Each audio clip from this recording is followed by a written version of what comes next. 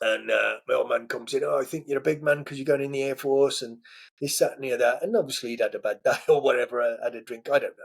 I don't know. But what I do know is he basically pushed me against the wall, pulled this knife out and put it against my throat. Now, this is a knife, the very knife I've seen him put nearly 200 stitches in my own brother. So this isn't a man averse to literally attempting to kill his own child. So that was that situation, because I knew my dad. So I knew that if I cowered and cried, well, I'm going to get a kick in, if not worse. And God forbid if I stood up to him, I wouldn't be here telling this story. I wouldn't. So that was a situation. That made me cement in my head, this is a good time to get out of this house.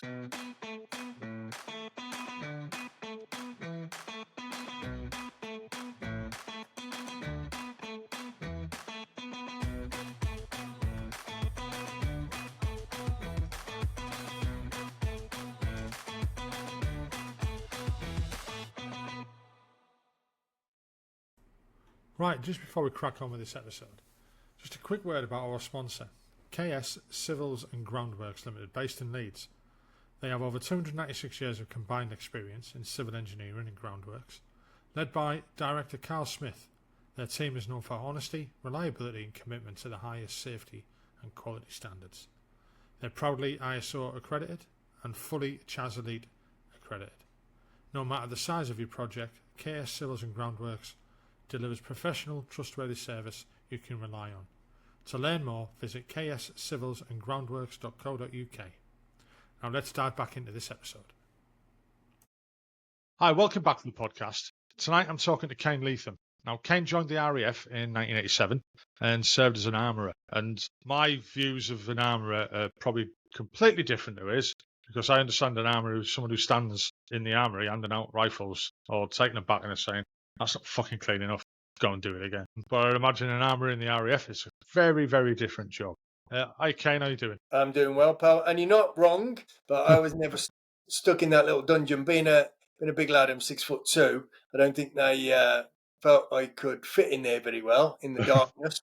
You're absolutely right. Like a little mushroom, fucking get in there. And then that gas plug, take that back, you piece of shit. Yeah. A good friend of mine, actually, who I was at Cotter's Mum, we'll probably get into that, Triple T on tornadoes. So it is a wide-ranging trade, which we'll get into, but small arms and the armoury for the dispersal and cleaning, etc. of, back in the day, SLRs, real killing power. And then the little pop gun SA-80s and everything in between. A guy that was in there, Gary Fenton, and I always used to take the piss, and he's a great guy. He's just come out. He came out as a warrant officer, worked his way up from mechanic, SAC, worked his way through his technical training, got his technician, which is what I was, and then through the ranks, came out as a warrant officer. I think he's in Cyprus now. Just over 40 years. But I always used to wind him up because he was a little fella, Gary Fenton, and be like, you only put him in there because he's literally got fucking small arms. So that's what we used to call it. A branch of the trade armourer would be small arms, and that would be exactly what you're talking about there. But yeah, they never stuck me in there, thankfully. Right, so the podcast that I do here is normally 5 questions for everyone. Okay. The same 5 questions. So where did you grow up? What was it like? What made you join the military? What was that like once you joined? Why did you choose to leave? And what have you done since? And I know since you've left the military, you've set up GB Fitness, so we'll talk about that later. I left a long time ago, so I had to do something in the 30 odd years. So if you just want to start off, give us a bit about your background, what was like growing up, and what led you on to decide to join the military, and precisely why did you join the RAF and not the Army? Yeah, well, and actually there is a story there, because I could have joined the Army, and I was due to go in the Army because I was told I'd get a date from them. I'll introduce that first. I went to the RAF careers. I'd been in the Air Cadets, and we'll embellish on that, but I actually went to the Army careers next door, and it was literally, like a lot of people, and you all know this, and a lot of listeners, boys and girls, I know, if your home life isn't great, it's a good escape. Get away from it. But I'd I was going to say be groomed for it. That's kind of wrong nowadays.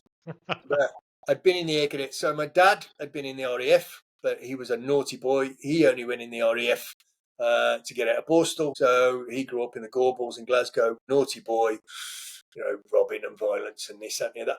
So he went to proper old school Borstal. And back in the day, like, right, you join up, do your national service type thing, or you're going to go to big man's prison. Fuck that, I'll go in the Air Force. He did a couple of years, and then he ended up getting kicked out because he beat up his commanding officer. I can't remember if it was Shetland or Orkney or something like that, up in Macranish. But anyway, so he got a bit of time in the glass house. My granddad, very proud of him. Never, unfortunately, remember meeting him because I was 6 months old when he died. So I was born in Glasgow. So he was a proper, Glaswegian, worked in the shipyards, all that. So my granddad had been the King's Own Scottish Borderers as a boy. Doing his military record, I've got loads of photos of him. No, he was definitely in the KOSB. Cap badges recognised and everything. But up in Berwick, their museum, they can't find a trace. And the guy said, look, he's absolutely got the uniform, numerous, it fits the time and everything. He's gone under a false name.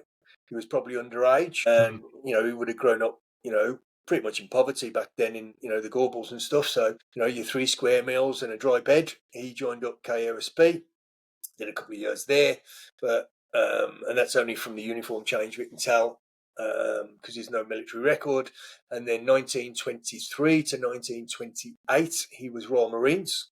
So in the mid-20s, did 5 years in the Royal Marines, and I know all this because did his military records a couple of years ago. That I've got 2 young sons, amazing boys, Freddie and Oscar, now 13 and 8, and I wanted some history for them, and especially with the D-Day thing because he was in D-Day. So anyway, 23 to 28. Royal Marines, he's got 2 numbers for the Royal Marines because they changed kind of structure from the Royal Marine Light Infantry to the more modern, Royal Marines now, and then came out and had his family. So there's a lot of us. It's a mixed up family, man. So he had, I don't know, a good half a dozen kids. And he was working in the shipyard. So, he was living in Glasgow. He had his work. He had his family. And then this World War II thing started up.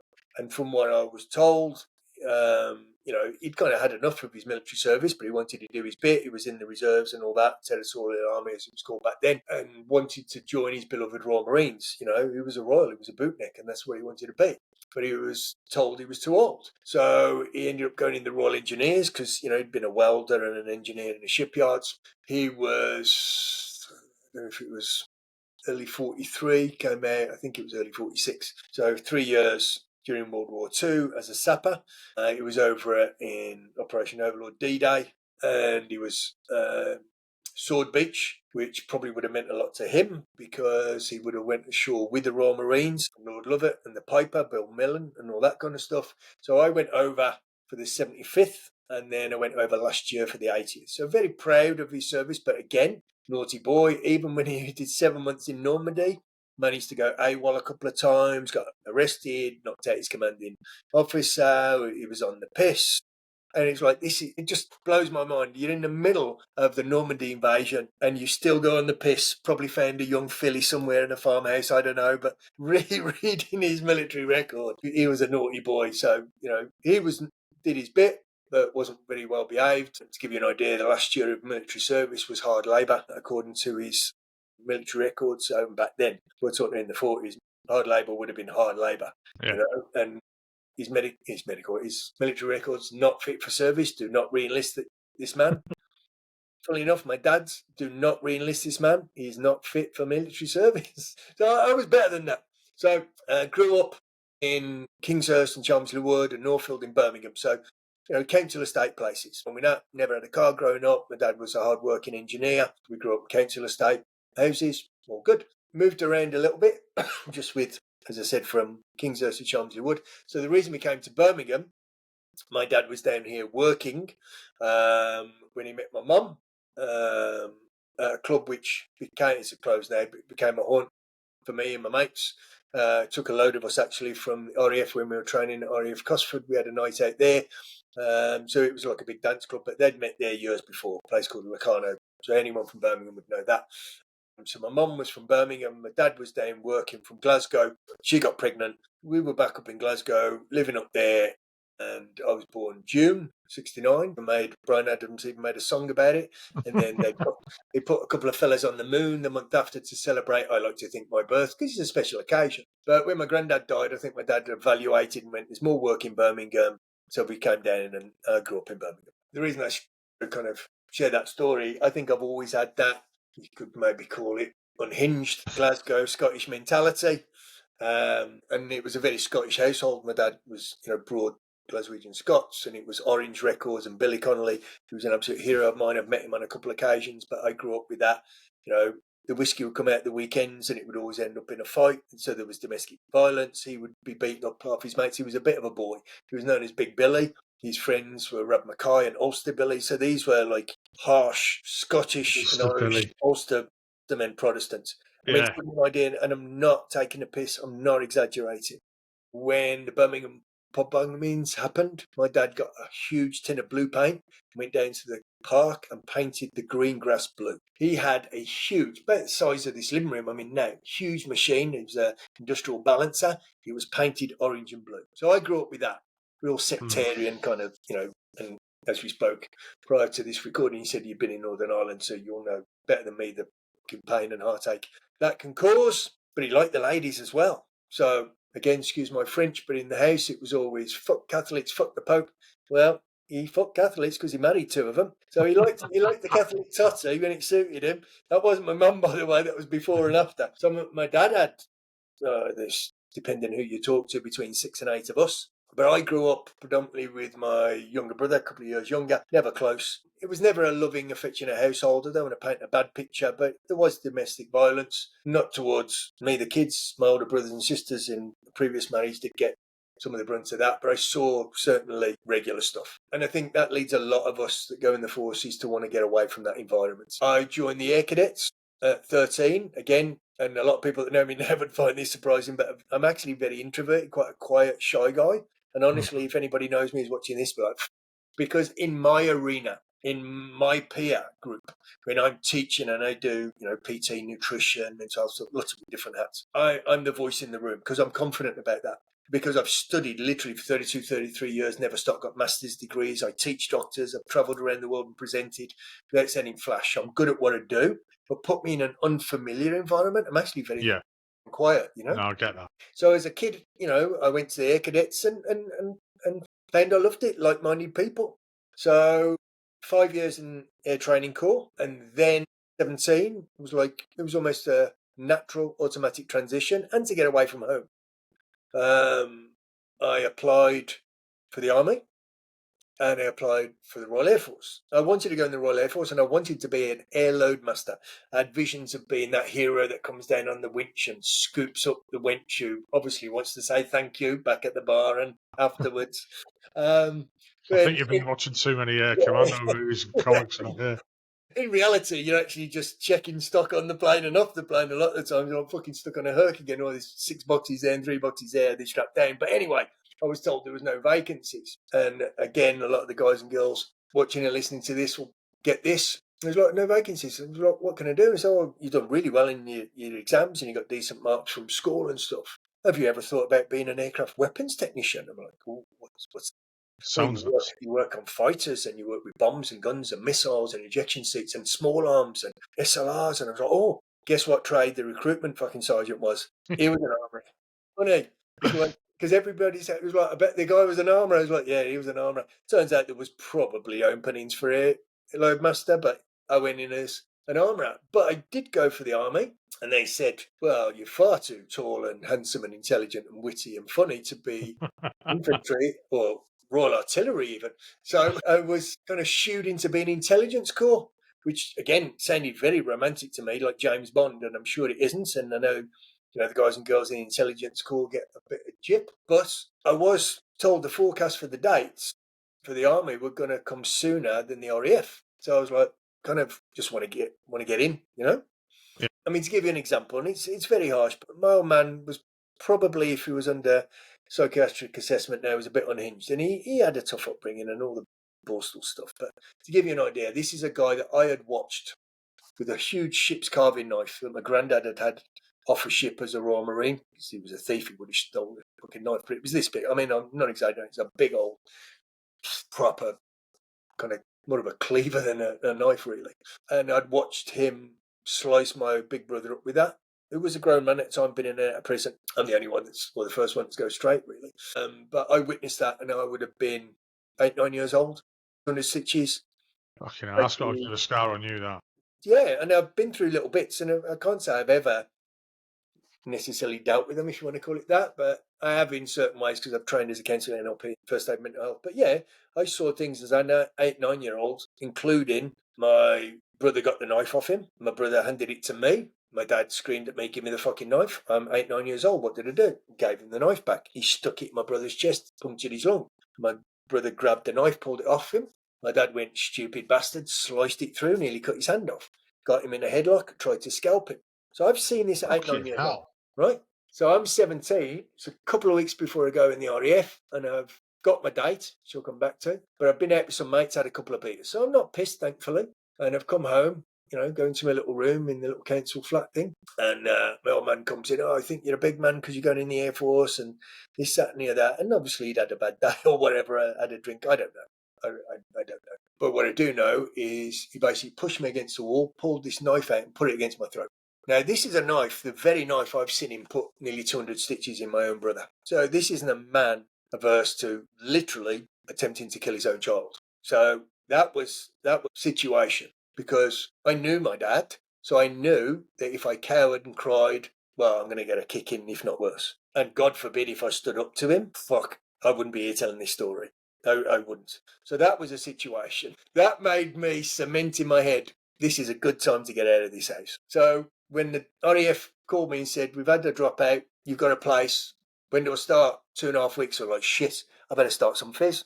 Because I'd never been into school sports. I'd never been the athletics kid, the football kid, the rugby kid. Never done PE, really. I mean, I'd done PE, but I was never the extracurricular games, sport teams. It just wasn't me. I mean, my mum's idea of a healthy meal would be the, fried egg and chips. And I'm talking about chips that have been in a chip pan that have been going for like 6 weeks, 6 months before they changed that old school. As people did. Pot noodle every lunchtime, chicken and mushroom pot noodle. I love them. Now, this is now coming from a guy that, lectures very high-end nutrition. I do some serious work, just come off a call, where I've done advanced stool testing and blood work for a client down in London and gone over, serious health issues. So I've trained Olympic athletes, got world record holders. So it's a real turnaround. So anyway, I was like, shit, I'm not fit enough. And I'm going off to RAF Swinderby, which is sadly now closed down and levelled out, and houses built on it. But I was like, right, go for a run, practice me press-ups, and I was a tall, skinny kid. I mean, like really skinny, 6'2". I'm not kidding, probably weighed 9 stone. That whole adage of, you join up as a fucking racing snake type thing. I really was a fucking stripper piss, to use a phrase. Excuse my French. So got through Swinderby, actually quite enjoyed it. And because I'd had the kind of discipline, I was disciplined at home anyway, but I'd always took pride in my uniform. I love bullying boots. Even now, when I go to Remembrance, which I go down to each year, much with the armourers, I make sure my boots are like fucking black glass, creases down there you could shave on. And then I do my kids' uniform this morning, get my kids ready for school, and I'm there. I'm not quite spraying the fucking starch in there, but it's like, you're going to have a crease. It's like, so I was actually helping guys out. There's a guy who just come out. He's done 40 odd years. Moss again went through with me, so he would have joined in 87, and he's just come out. In fact, 2 guys I went through training with have just come out, so they've done a long old time. But we'd do a trade off that they'd do my shitty cleaning jobs, and I'd pull the toe caps of their dress shoes, and I'd do the ironing and all that. Anyway, so I went through Swinderby, 6 weeks. So it's not much, but it's your bullshit marching and this. I mean, just to interrupt you there. So you mentioned there about the discipline when you're joining, and that you came from a very disciplined household. But did you feel as though, obviously, the discipline you're getting through basic training was nothing like at home? It's a very different type of environment. Yeah. Did you feel more comfortable in basic training than you did while you were at home? Because the NCOs back then, as you all know, were a much tougher breed than nowadays, and they could scream and shout, give you a shove, but I wasn't fearing that I was going to get my fucking head cut off. Literally, I mean, I know it sounds dramatic to people, but people come from this background, so I like regime, I like order, I like to have reasons for things. So when I'm studying, so you don't necessarily get the reason that you might jump down in the rain for fucking 3 hours, or running around with an SLR over your head because, you've turned left when you should have turned right. But to me, that was all just silly bullshit. It didn't bother me. That petty stuff, to me, it just didn't bother me. I mean, the fizz, the marching and the or the ball nights and the inspections, all of that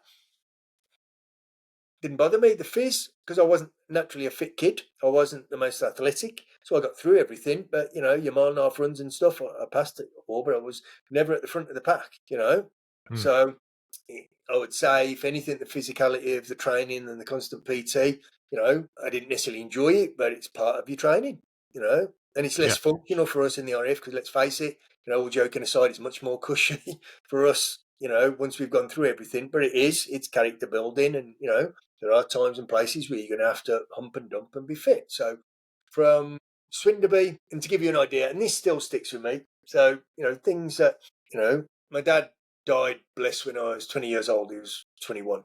One of the reasons for me to come out, so we'll get to that. But I love my dad. He wasn't particularly a great man at times. He wasn't an affectionate dad, but neither was my mum. I don't remember hugs and kisses ever. I don't remember I love yous apart from, I think, one occasion when some shit had happened and my dad had got divorced from my stepmom and he was completely broken. I mean, he literally died. He had a heart attack and died, and they defibbed him at work. It broke his heart, literally broke his heart, to lose my little sister who was 10 years younger than me. And I'd helped bring her up. I was still a kid. And one time we were lying there, I still remember the TV programme we were watching. It was a programme called, sorry, my voice is going, a boy called David who sadly had a hole in his face. I think he was a young African lad. The surgeon from America had adopted him, and I was lying there, and my dad put his arm around me and gave me a cuddle. And I think he said, "I love you, son." And that's the only time in my life I remember that. I mean, go on. Again, anyone who's listening to this, I'm very lucky that I was brought up in a very stable, loving household. I found out later from interviewing my brother that there was other stuff going on before I was born and stuff like that. And it all, but I have a very different relationship with I had it, I mean, they're both passed now. But I had a very different relationship with my parents than what my siblings had. I was the youngest one. And there'll be a lot of people who haven't experienced what you've gone through as a child, and the feelings and, I call it genetic makeup or the genetic pass-me-downs, like a history of, if there was violence to your father, so your father's going to give violence to his children. And that's probably gone on for generations and generations. Yep. It's a generationally learned behaviour, for want of a better explanation. And there is, and I'm not very articulate, so that's I difficult for me to say. It's that stress response and that behaviour is literally implanted in your DNA. It's a very difficult cycle for some people to break. I will say that, and I'm not saying I've been a hero doing it, but anybody will tell you I am the opposite way. I am love struck, if that's the right word, with my kids. I don't know if I made a conscious decision. I certainly have thought about it, but was it a decision I would like? I am not ever going to do that, because I had kids late. My first kid, I was 41, 42. I lived my life, and if you want to get into that, I've got some nice stories of, with what I did as a living. I mean, I'll just drop in there, poof, Jet from Gladiators. I dated her for 9 months, so I enjoyed my single life. Now I've got your attention. I enjoyed my single life. I mean, my first ex-wife was an natural Miss Universe, Miss Figure Bikini. So, but I never wanted to rush into, even long-term relationships, manage kids. I wanted to do it properly because I'd had the broken home shit. But I did decide, and honestly, I tell my kids every day when I don't mean like constant. My kids are very open, affectionate. I will sit here and cry at, silly movies with them. I hold them, cuddle them, took them in every night, read them stories from the day they were born, got up, did the, nighttime feeds and everything. And I've got 2 ex-wives and 2 amazing children, 1 to each. So, the mums were brilliant at breastfeeding, but I would do my bit because my children genuinely have always been everything to me.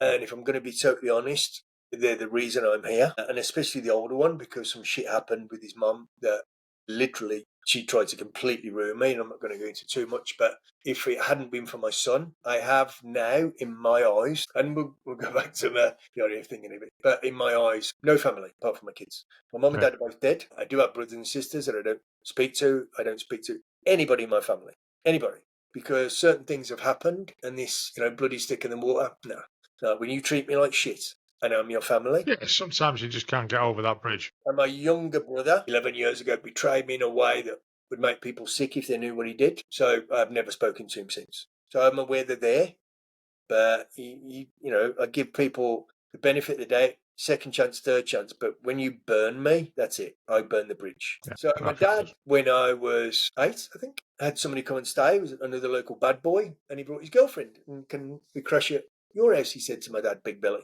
And Big Billy was like, yeah, sure. Big Billy took one look at this guy's 18-year-old girlfriend and went, I'm having a bit of that. So he kicked my mum and me and my brother out to go and live with my grandparents, my mum's mum and dad, which I hated because I wanted to be at home. I wanted to be with my dad. But he moved in his 18-year-old girlfriend and took 3 weeks off work. And quite honestly, I don't know how he survived because I don't think they got out of bed. He must have been very dehydrated. I haven't laugh about it, but fucking hell. So as a kid, I was like, fucking hell, my dad's rejected me and kicked me out of the house because he wants to ride. And, or in Glasgow, we call it getting your hole. So, so we were sat down and I would have been 8, 9. My brother was about 2.5 years younger. And who do you want to live with? A big choice at that. But I do admire that they did that, and I chose my dad. And this is a guy that had seen the violence and this, that, and the other, and he'd be with other women and other stuff I don't even want to go into. But I chose to live with my dad, and my younger brother chose to live with my mum. My mum never fought for me, so she lived quite local, and I'd go and see her. But I felt distant and distanced from my mother because, I didn't have that affection. She was happy for me to go and live with my dad. I was happy about it. But in the back of my head, I'm also like, I'm a 9-year-old boy. Why don't you fight for me? Yeah. And my brother was always a bit of a mummy's boy. So that was it. I was daddy's boy and he was mummy's boy. When I was 17... I mean, I'm thinking there, maybe she just seen too much of your dad in you. I looked the spit of my dad. And my oldest son looks the spit of me. My granddad had blue eyes, but we had the same features. But my dad's features, literally, if I brought a picture up now, I've done it on social media. I've put a picture up of my dad. It's in black and white, and he was always smart in a suit and all that. It always turned out nice. And people are like, fucking hell, when was that picture taken of you? And I go, look at it, man. That's a picture from the 1960s. And they're like, that's you. And I go, that's not me. With that, I like. Which is, since you've mentioned that, a reason that I never saw my younger sister. And I don't see her now, but I didn't see her for years. And I loved it. I brought her up. I changed the nappies. And all I wanted at my passing out parade was for my sister to be there, my dad to be there, and my mum and my brother. But my sister and my dad were my priorities. Don't get me wrong. I wanted my younger brother there and my mum. But I wanted my dad there. He'd been in the RAF, for God's sake. He was, in his way, proud of me. He was proud of me in the Air Cadets. He was proud of me going to the RAF. He wouldn't say it, wouldn't show it, but I know he was. And he never came. Didn't come to my passing out parade. And my sister never came to my passing out parade. And she was only been about 7, 8. And I had it all arranged that, they would be picked up because they never drove. My friend who was in the RAF, give him a shout out, Jason Edwards. He's in Australia now. He's out, but he'd been in Air Cadets. He was like, "Kane, I'll pick them up," and they still never came. So that was a kick in the danglies. So then I went off to Cosford, RAF Cosford, trade training. So I joined up as what they call direct entrant aircraft weapons technician. So the mechanics slave away for years and years, and then they go on a fitters course, and I step in and just do it straight away because I can read and write. Listen at school, kids. Listen at school. Get the fast way. So I bet that puts people's fucking noses right out. Yeah, but it's just all banter in it. But yeah, I mean, in all seriousness, looking at it, retrospectively, and it did backfire later. I met up with a guy 2 weeks ago, Steve Fraser, a lovely lad from Carrickfergus, Northern Ireland, kind of been at Triple TE with for 4 years, and we've been good mates, gone on holiday, 2 lads knocked about, and he's still, bless him, with the same girl that he was dating when he was in the Air Force, a nurse, Paula. He's married to her, got 2 grown-up daughters, lovely, lovely family. And we met up, and you'll know this, we met up 2 weeks ago in Manchester. I was up there on a kind of business thing. And she says, fancy grabbing a bite to eat or a beer or something. 5.5 hours later, neither of us had took a breath, just chatting like old mates. Literally, we have not spoken in 32 years. 32 years, not a phone call, not a text. And it was like 2 old mates sitting down. It was absolutely fantastic. So anyway, it is true that adage what we always say. You see people saying it on Facebook and places like that. It's like you bump into your mate and it's like you just remembered your last conversation. Yeah. I've literally done that so many times, and it is. I remember, you bump into people and you just like something clicks in your brain. Yeah. We were and talking you do remember about the last conversation you had. and such, and Robert had been a corporal working with me on a seat team on Tornadoes, and he came out a couple of years ago. He did 44 years, or like, fucking hell, mate. But he came out as a squadron leader, and he'd worked up from a mechanic. But we were talking about him. This was a couple of months ago, and unless you've been in that environment. I don't speak to any school friends, so I've got no family, not in touch with any school friends. Quite alone, to be fair. It seems sad saying it myself, but. And it's only the last couple of years, which we'll probably get into, that I got back into the veteran thing from many, many years. I came out and I was out. That was it. Never talked about being in the RAF. It wasn't associated with my work. I was proud of what I did, but I was done. And it was, I don't know if it was around the time I'm looking at a picture of him. Oscar was born 13 years ago. It was then I started to get a self-appreciation for what I'd done and a pride about it, wanting to give back, wanting to attend Armed Forces Day, wanting to attend Remembrance. I'd never done any of that. And I think as we get older, we reflect. But then thinking about the friendships, you regret maybe you hadn't kept in touch, but then to sit down and we had a couple of pints of Guinness each, and it was like, honestly, it was just like, fucking hell, why haven't we done this sooner? We've got to do this again soon. I mean, it's such a transient job as well for some units. And, people are posted in and out, moving. I know in the artillery we don't move about that much, Yeah, but I was in move that much either, so that you've got longer, deeper friendships, I think. Yeah, I was in a few different regiments as well. Moved around a posting for various reasons and stuff like that. But because people are in and out of your life, you're used to that. Yeah. And then when you do bump into them later on, you can step away from it. I know when I left the army in 2012, I didn't look back, but that affected me later on. That was one of the issues I had. Yeah. There was no end for me. You know what I mean? I wasn't shutting the door behind me kind of thing. The light was still left on for all these stupid sayings. But that affected me later on, where I didn't deal with the actual finality of leaving the military until much, much later. And that happens for a lot of people who do leave. I think so, yeah. Later on in life, it's when it hits them, they're like, right, okay. And it affects people in different ways. I mean, we've gone off on lots of tangents here. Yeah. What I'd like to ask about now is, what an armourer is, or a weapons technician in the RAF. Yeah. So I went through trade training 11 months at Cosford. So it was 11 months, and it's very intense training. You're doing your PT. I had my 18th birthday. I made the mistake of a few of us going into Albrighton, so I smelt the booze. Oh, we got a fucking beasting. So if anybody knows the old RAF indoor track they used to use for athletics, log runs around there, and they could smell, but Leatham, you're going to quit. And I vomited 3 times. Obviously, you can't quit because you're going to be on the charge. Oh, that was a rough morning. Fucking hell. But anyway, so what do? We go through training. We do the small arms from pistols through to SLR, GPMG, and then we do aircraft armament. And that would go from ejection seats, which I did a lot of work on in my real job.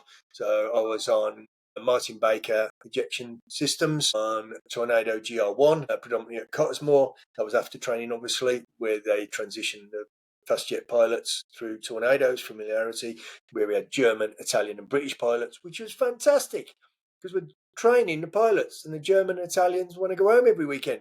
So we stood down, if you weren't on gate guard, every weekend. Friday knock off, I'm going home, I'm going on a piss, I'm going clubbing, I'm going on the pull. And it literally, I had 4 years of that at Cottesmore. So it is, in the army, the Pongos and, the Matlows in the Navy. And then, if they can string 2 words together, the Marines and the Paras, they all take the piss. And rightly so, because you guys and girls have done some serious work. But who's the smart one? I was on the highest pay band working on aircraft, and I joined up in 87 just after Top Gun. So you bet your ass every weekend when the girls went, "You're in the RAF, do you fly?" "Oh yeah, I'm fucking Top Gun, man." So you could even give it the bullshit, "I'm on Tornadoes, I'm at Triple TE," and you couldn't Google it then. There was no such thing as internet or Google, but I enjoyed my time there, but it was quite cushy. But the job of an armourer, an RAF armourer, is quite diverse. And EOD, I volunteered for that. I didn't do that. It's a bomb disposal. That's been disbanded now, sadly, in the RAF. So there are different avenues to go down, but the route that I took, which was, predominantly through choice, you choose your postings, and I chose Triple TE Cottesmore because I wanted to be on Tornadoes, but it's not a working squadron, so you didn't have all the detachments and the red flags and this, that, and the other. So you didn't go to Vegas or Goose Bay or this, that, and the other. So it didn't go anywhere. Join the Air Force, see the world.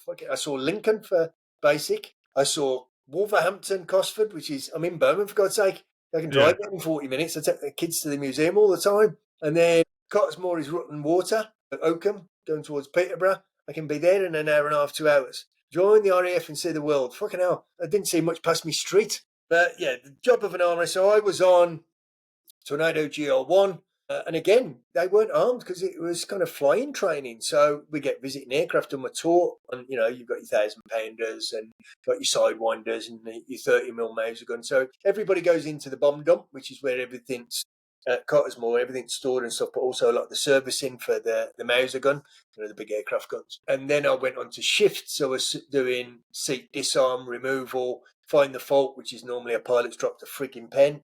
Although you've done a full strip out, you've been there all night in the hangar, and then he calls you in the morning and goes, actually, I found my pen in my pocket all the time. Swat. Any armourers watching will know that was pretty much a weekly event. Then you'd rearm the aircraft, put the seats back in and all that good stuff. And then I went into the seat bay, so that's when we stripped down the seats and service it and all that kind of stuff. So I'm going to be honest, it wasn't exactly a 9 to 5, but it wasn't far off. And it was pretty cushy, mate. It was pretty cushy. So there's certainly no trauma.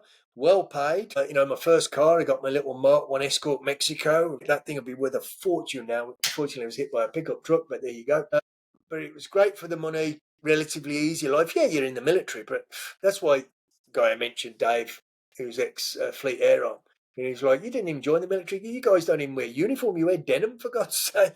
It's a bit of a cliche, but I have to put my hand up and go, yeah, I had a relatively easy I mean, everyone's got a job, and they're not all the same. What's in the cogs in the system?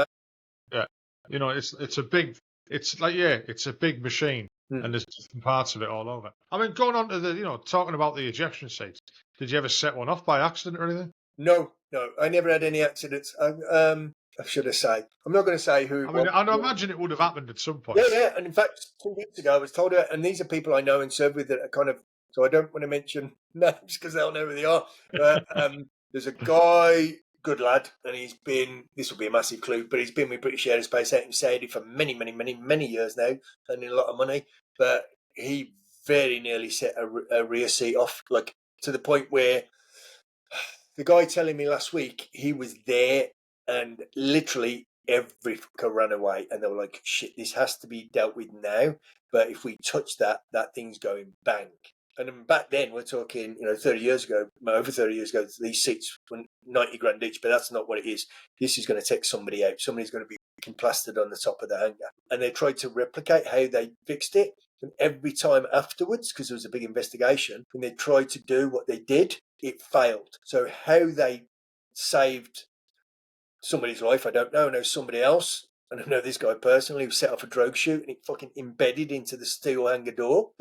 Yeah, and there are people I know have had big accidents. I'm not talking about bomb disposal and EOD because people lose their lives doing that stuff, and that's proper brave work. I'm talking about mishaps, because these are people don't think about the rocket packs and the explosive cartridges that are going to fire this ejection system. Bang! I mean, even before the canopy comes off, it's going to get split with MDC cord that runs down, just like grey kind of plasticine line. There's a lot can go wrong, but if you do your job properly, and that's why, and to this day I teach people this, I am supremely diligent and pay attention to detail with what I do.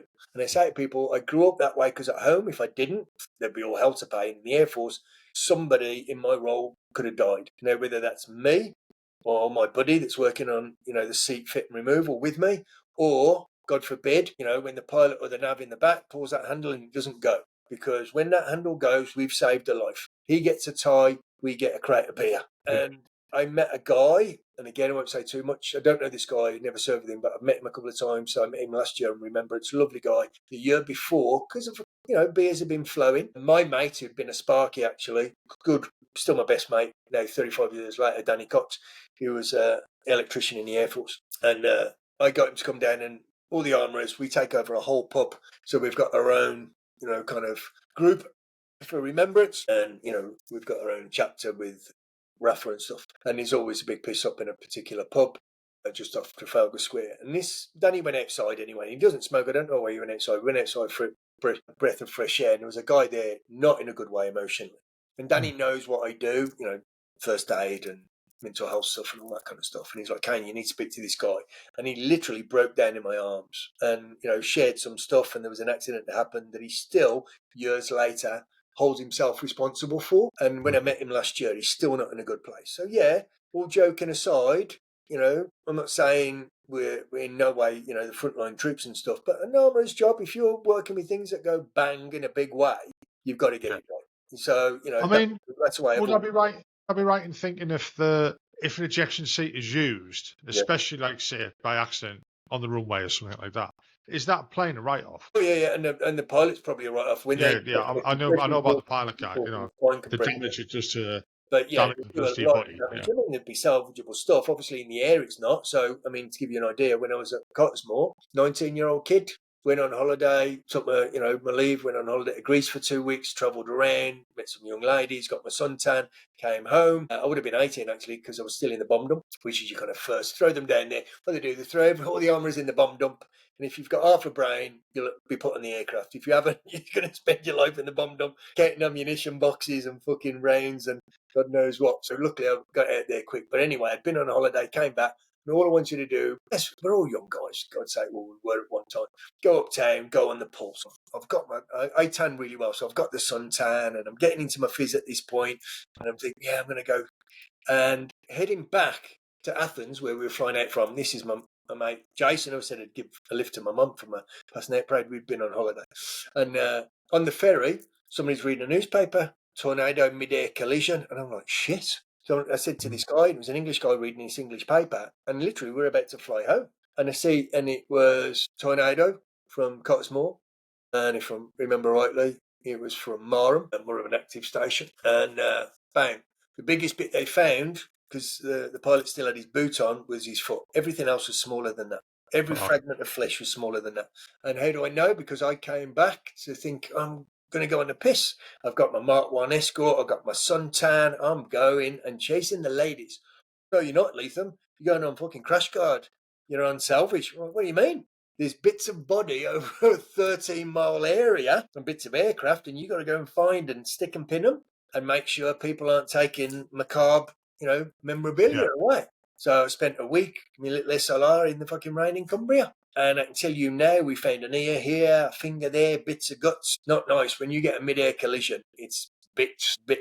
And we had to peg them, bag them. And I got a nice little letter to say I had a long weekend. I got a Friday and a Monday stand down. There's no counselling back then. There was no decompression. And we're not talking about, any kind of contact firefight. We're just talking about with his bits of dead body. So I got a nice letter that I've still got somewhere due to the, horrible nature of picking up bits of dead body. Leatham has an extra day off. I'm like, whoop-de-doo.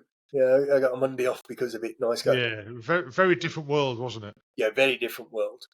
And I'm so glad it's getting better. Yeah, so, obviously, wouldn't say bang out in the air, nothing salvageable. The people that do, so I've spoken, for instance, navigator who was well known from the Gulf, who was, taken hostage and stuff, John Nichol. And we spoke about, I put him in contact with somebody else who's writing books about Lancaster. It was a Lancaster rear bomber that I knew, bless, he's passed on now. But, the violence that happens when they pull that handle is unbelievable, because it looks like fun. It's not fun. Most of the aircrew are grounded. You can get back up, but you got to pass a lot of physicals.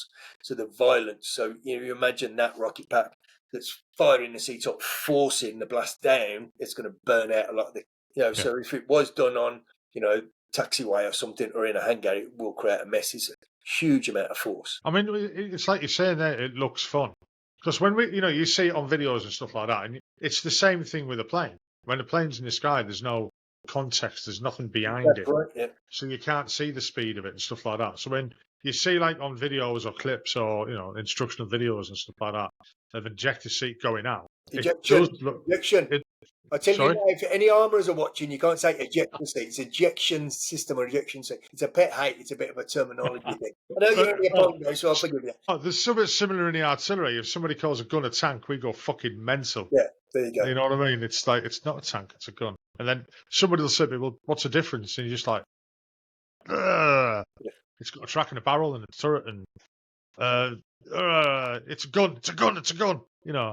And there's no point trying to explain it to people who don't know, because there's just, If you think ejection is fun, have a word with Goose, Top Gun.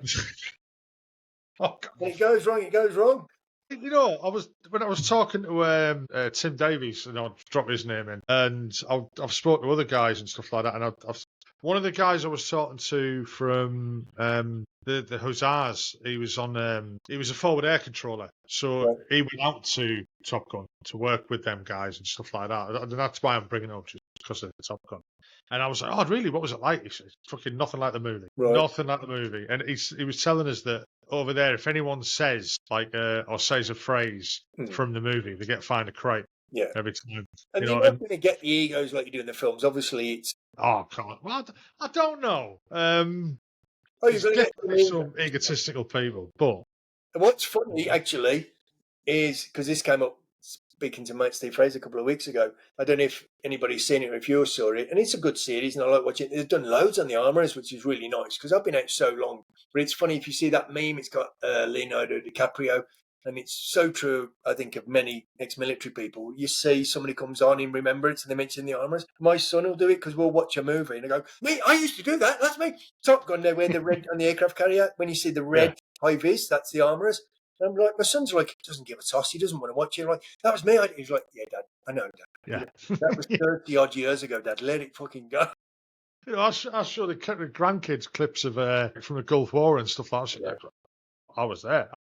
That's you know, there's clips of me on TV. But I was on TV, and they're like, yeah, all right, yeah, okay, yeah, and you're just like, well, fucking be proud, then, you know. No, So that what I was saying, Top Gun inside the RAF, so it's not Top Gun. A lot of it's on the fighters and stuff, Typhoon, when you got the armourers. But it's funny because the pilots, fast jets pilots, they're the bee's knees, they're the best. But they keep coming out with lines from Top Gun. And I don't think a lot of people realise. And I'm sitting there going, "Oh, that's a bit. Come on, mate. You're on the telly. You know you're going to get the arse ripped out of you, and the fucking officers mess with that." You know, it's just one of them things. You know, you get created if you don't say it. I suppose. They're shooting, get the most lines out and stuff like that. So I mean, so you sound as though you had a really good time while you were serving. Yeah, I mean, although boring. I won't say boring, but you sound as I'm kind of getting an undertone of that. You kind of weren't fulfilled with it. Well, yeah, I mean, I wanted to, travel the world and do exciting stuff, but it was also a cushy job and it was well paid. Trade Route 1 and, outside of being aircrew, we were on the biggest money package. But what happened was I was kind of getting due to get posted. I was on a short-term posting 6 months to Belize. That was on the cards. I was also due up for my corporal stripes, etc. And, this is all kind of backed up in my paperwork. But my dad died. And I hadn't seen him for a long time because of, the things I'd shared. The last time I saw him, I shoved him and put him on his arse. Now, if I'd have done that to my dad a few years before, I would not be here. He was who he was, right? And he had the upbringing he had. And I was dating a girl, I was only 18, 19. I was dating a girl from the Lake District. And she'd come down to stay at Cottesmore because her sister was at Cottesmore Air Traffic Control and stuff. I'd met her at a wedding when I'd been a best man to another armourer. So anyway, I really liked this girl. And I hadn't spoke to mum and dad in ages. I hadn't been home for ages. But I says, well, nip in and, I'd like you to meet my mum and dad. To me, it seems like, you've got a girlfriend, you really like her. I'm only a kid, 18, 19, but you think you're loved up. And he just wasn't very nice. He just wasn't very nice to her. And I can't remember what he said, but he was in a bad mood and he said something about, why are you bringing one of your tarts back here or something to that effect. And I was like, no, not today. You're not doing that. You're not doing that to her in front of me. So I told her to go and sit in the car. He said something to me and I just double-handed him and pushed him on his arse. So there was no fisticuffs or anything. But by this time, he'd had his heart attack and he'd pretty much give up.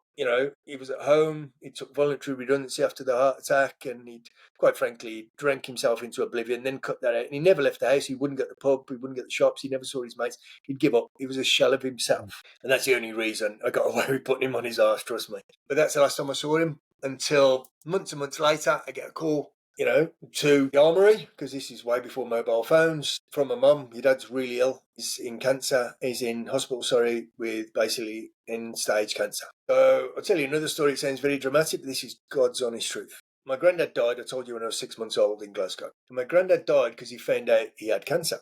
And my granddad did not want to go through the pain and horrible disease that is cancer. And we're talking about 1969 now. So my granddad had a lock knife, Soligan, German make, that he picked up on his journeys in World War II, because after Normandy for 7 months, he'd gone over to Norway, liberation of Norway. He had a certificate, which I wish I knew what it was, because I remember as a kid, signed by the King, as everyone that served over in Norway, signed by the King of Norway. And, he was a proud man. And I don't think he wanted people to see him that way and stuff, just from what I've been told. So he took this knife and he opened himself from ear to ear. But my gran found him, and my gran was a tough little Glaswegian lady, so she wasn't having that. So she called the ambulance and took him to hospital. So my granddad came round in hospital and they'd stitched his neck up. So he took his fingers and he plunged them into his throat and he ripped the stitches out with his bare hands. Oh, I can't answer that. I can't fucking speak after that. Level of, I want to die. Yeah. Suicide's a horrible thing. But to actually stick your fingers into an open wound in your throat say, why the fuck didn't you let me die?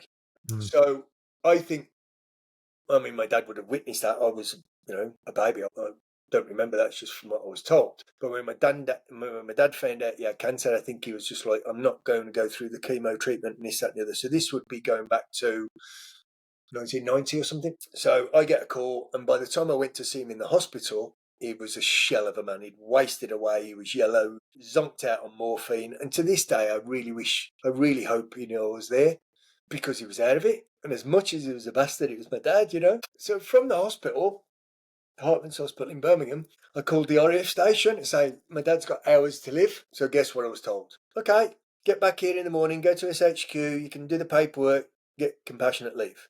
I was like, my dad's got hours to live. If you're not back here in the morning on duty, you will be on a charge, Leatham. Fucking hell. When you know what it is, I've had somebody else on the podcast who went through a bad compassionate care. When the military get it right, they get it very right, and they are very, very good at the compassionate world. But when they get it wrong, it's fucking bad. They're outstanding at getting it wrong. Well, I drove in my little Mark 1 Escort. I fucking love that guy. I keep talking about it. I wish I had it. To Peterborough. And I drove to Peterborough to see the mate that I've just mentioned, Steve Fraser, because he was going out with the nurse he's still married to. He got, a lovely family. And I'd kind of been on a couple of dates with the nurse there, so I knew the nurse's home, and I drove to the nurse's home. And I'm in my little white with pepper pot wheels, Mark 1.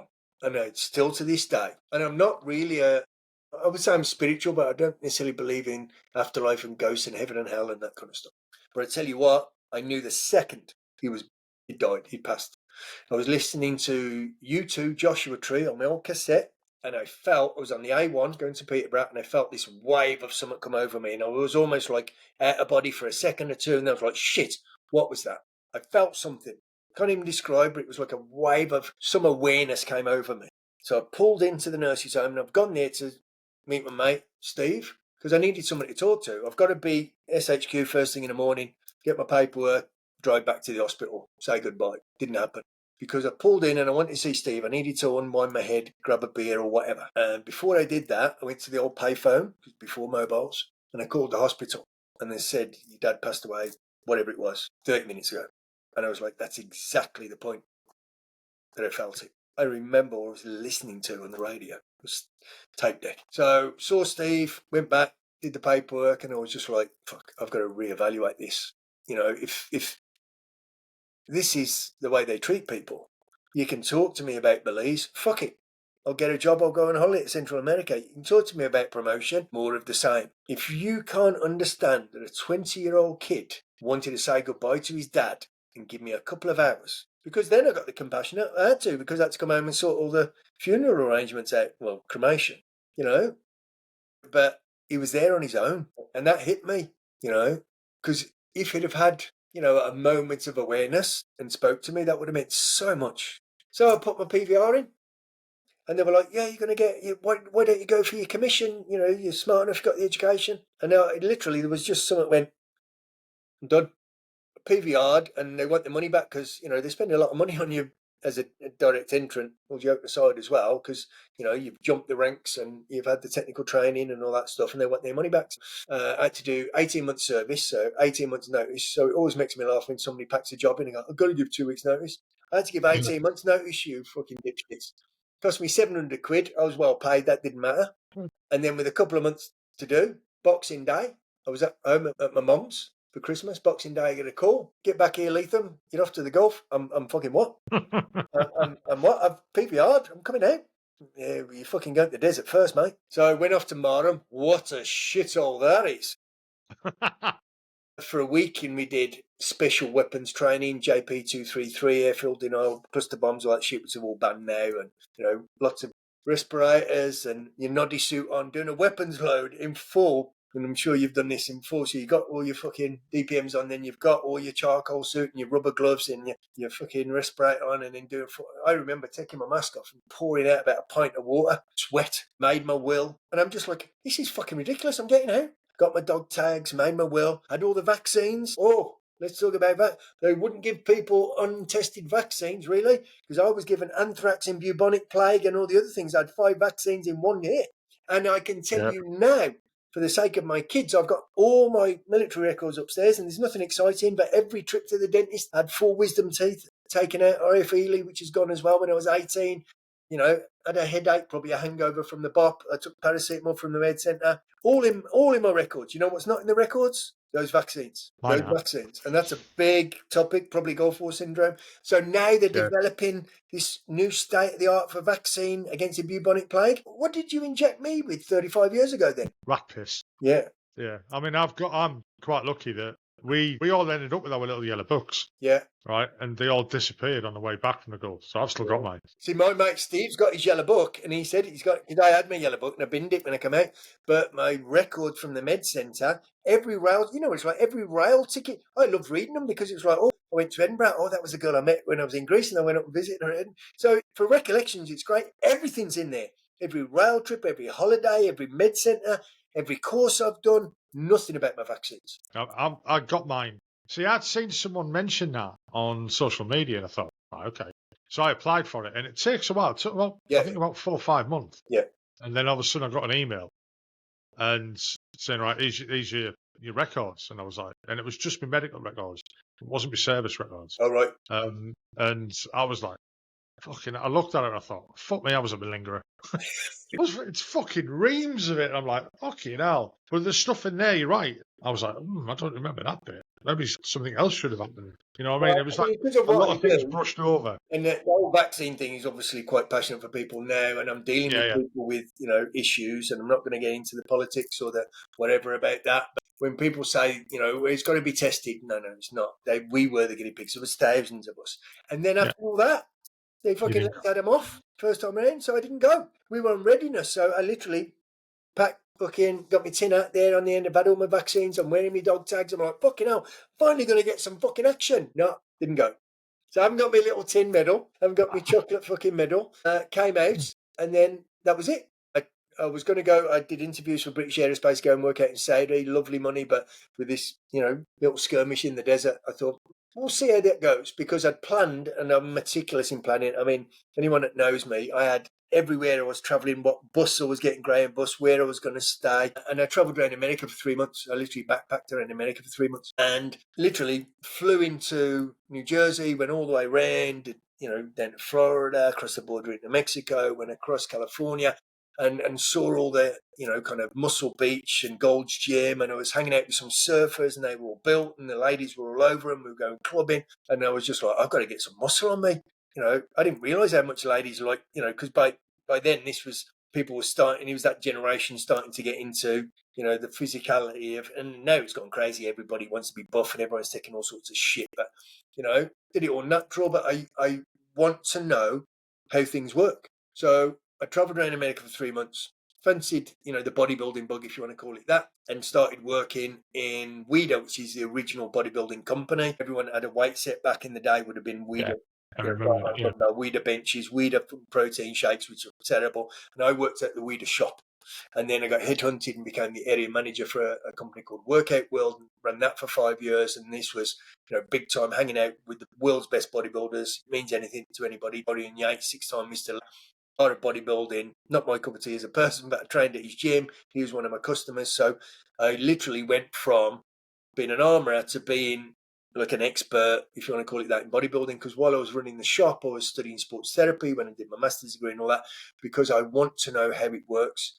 I asked the questions. I was a skinny link of piss, like I said. So I was like, how do you get big? Eat lots of food, lift big weights. It's got to be more to it than that. Been drummed into me, be meticulous, check every step, you know, check your book, tick it off, do the next step. And I wasn't getting the answers straight away. I went to London, studied to be a PT, went to London, studied to be a nutritionist.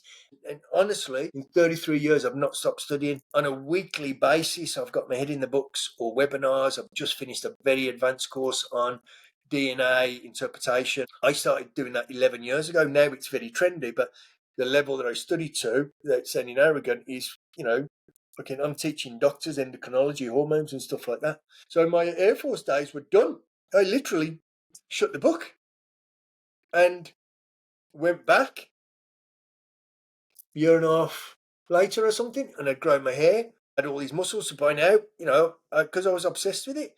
So I wasn't like a pro bodybuilder, never competed. That's not my thing. But to the guys, my armourer mates and the guys in the RAF and girls, they're all like, "Oh, you're on steroids, look at you." And I've got long fucking, I look like a Chippendale wannabe. I mean, I had hair down past my shoulder blades. I've turned up with this girlfriend that I used to work with, and she was into training. I've got all this, and I'd just changed. I'd kind of gone, I want to come and say hello to the guys, but it wasn't even like I'd missed it. I miss it more now. Yeah. Many years on, now I miss that camaraderie. I miss the Thursday night bop. I miss going down to Rutland Water on a weekend on a sunny day, and then everyone's got beers and we just take the piss out of it. I miss that. Bro, you had stuff that was occupying you, so plus you were at a different age and yeah. But I don't think a lot of us, and different for you, you did a longer term, and guys and girls that have done full term for pension and stuff. I mean, I got a mate. Great guy, Andy. He's just been in Thailand, just missed all the hoo-ha with the Bangkok frigging earthquakes by a day. And he's landed in Britain. He lives in South Wales. He's from Wigan. 24 years, Royal Army PT Corps, came out as a warrant officer. Great guy. He's sick of the UK. He's landed from Thailand. He's gone, fuck it. He's gone to the airport and jumped on a plane. He's messaged me today. I've gone to Alicante, mate. Can't be doing with Britain. But he's in a transition, and I don't think he's admitted it to himself. He's lost. He's been out 4 or 5 years now, and he's lost. Because he did 24 years and he lived it. He's a great guy. And, kind of feel for him. I mean, he's turned his hand. He's got trades. He's done all his resettlement and stuff. He's done my courses. But he's just not sure what or where he is. Whereas I came out young. I hadn't been institutionalised, if you want to call it that. So I literally could turn that off and turn my new life on. I suppose, I mean, the age you did it as well. I mean, again, I've spoke about this before, and I didn't understand what I'm about to say until now. So I'd seen somebody else say it, or I'd heard somebody else say it, and I thought about it, and they're right. So your formative years as an adult or a young adult are about 18 to 24. And that's the time that most of us, a lot of guys join the army or the military young at the age of, I joined at the age of 16. Yeah, 17. The majority join, like 17, 18, 19-year-old. And you're not grown up. You're not mentally fucking stable, really. You're not mentally mature. I'm not sure I am there, but come on. Exactly, yeah. So you get that first 5 years or whatever in the military, even if that's all you do, that's you learning what the world is without even realizing it, and it's that stays with you for a long, long, long, long time. And again, like for me, I didn't know any better. I came out the military, and all of a sudden I was in the civilian street, and my kids had never known civvy street. They'd always be behind the wire. And I would look round and just look at people and think, fucking hell, who are you? What do you, I'd see I think I still do. It's a bad thing to do. But I see everyone as a threat. Right. A threat against everything that I look at.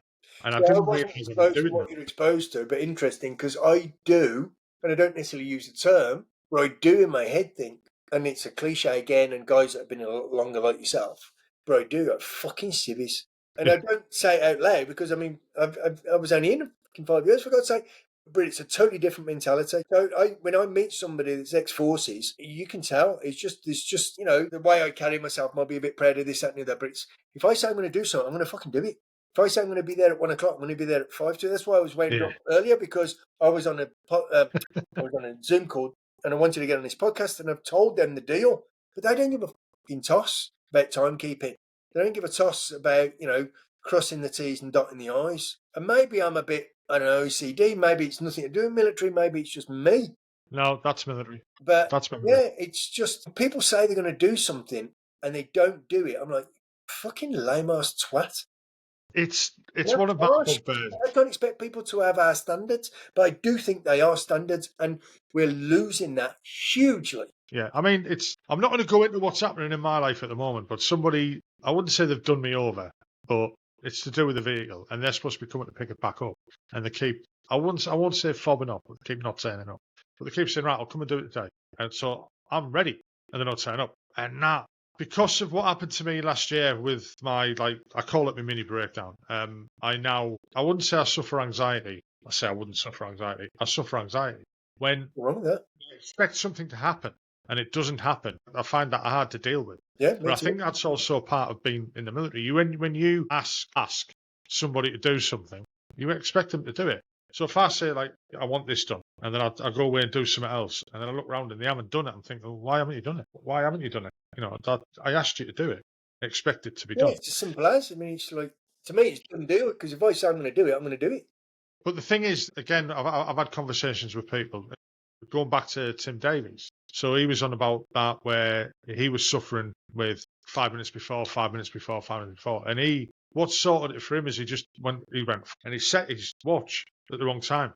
Right. So when he turned up for meetings, he was late, and he was still the first one there. And he said, like the way he put it, he says, "You've got to embrace chaos," because when he got his counselling, that's what they explained to him. They said, "You can't handle the chaos in Street. You've got to be able to say, yeah, fuck it." And that's how he did it. He started ignoring time, more or less, you know. And I know guys who've left the military who suffered really badly because of turning up on time and stuff like that. And one of the guys, he ended up having to have CBT and stuff like that because of it. And we've got to appreciate that, there is a divide between civilian and veteran. As much as people don't want to admit it, there is. We're a different type of person, but we're in their world, so we've got to adjust to their world. I mean, it sounds cliched as fuck, but it's very, very true. We've got to appreciate that we aren't them and they aren't us, but there's more of them than us, and the world runs outside of the military, and we've got to. Not everybody suffers this. I Most guys have an can do it. issue with lowering my standards or diluting them to fit in with somebody else, because I'm going to be honest, this is something in a different way close to my heart when you're looking at, kind of neurodiversity. My youngest son is on the spectrum. He's a genius. I mean, he really is, and I'm not using that word lightly, amazing. He's a fucking amazing soul, but I mean, like math, science, his memory is phenomenal. But he has his little moments, bless. And he's a wonderful kid. But it worries me as he grows up that he's fitting into a world that he sees differently. And there's more understanding of that now. And in a way, and I've never thought of it before, but what you just said is in a very different way, but it's almost a parallel. Yeah, yeah. And I can see where you're going. Why can't the world, as in us who are neurotypical, as the term is used, and I would question if we all are, but why can't we understand his way of thinking? I'll show you. That picture says, think about things differently, and the difference upside down. Because it's, I understand, neurotransmitters and genes and, dopamine relationship to serotonin to melatonin to catecholamines like epinephrine, and get them really complex. They literally, when I say they, people who, have neurodiverse spectrum characteristics and traits, because everyone's different. It's a lovely saying when it comes to autism. If you've met one person with autism, you've met one person with autism, because they're all different. You get non-verbal, you get very excitatory, very isolated, lonely. Everyone's different, as we all are. But I make allowances and understand my boy amazingly because I've studied the arse of it.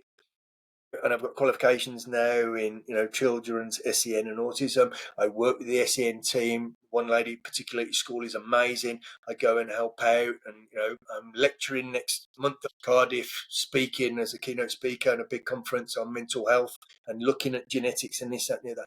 But when you or me or a veteran, and it's been ingrained of us, you're on time. In fact, if you're on time, you're late. And when you say you're going to do something, your word is your bond. They need to understand us a little bit better as well, because it shouldn't always be about us coming out and fitting in. And that was easy for me because, I didn't do that long, and my work hasn't.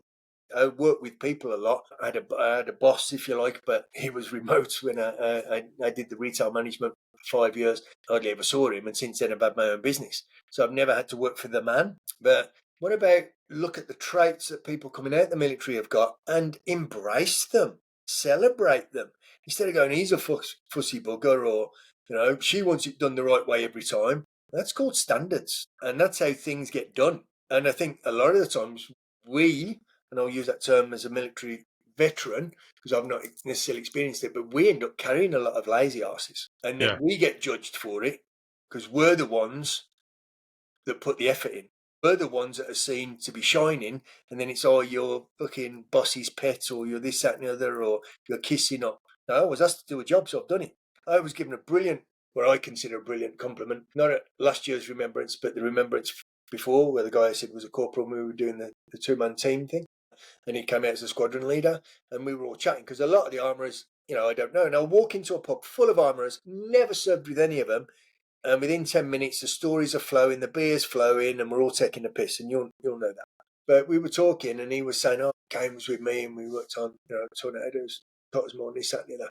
It was along the lines, going to paraphrase, he says, if I gave Leathem a job, whether it was out on the aircraft or in the sick bay, he says, I'll walk away and know it's getting done. And I know it would be done before I told him. If I give him 2 hours to do it, he'd come up in an hour and a half, go, it's done, Corporal.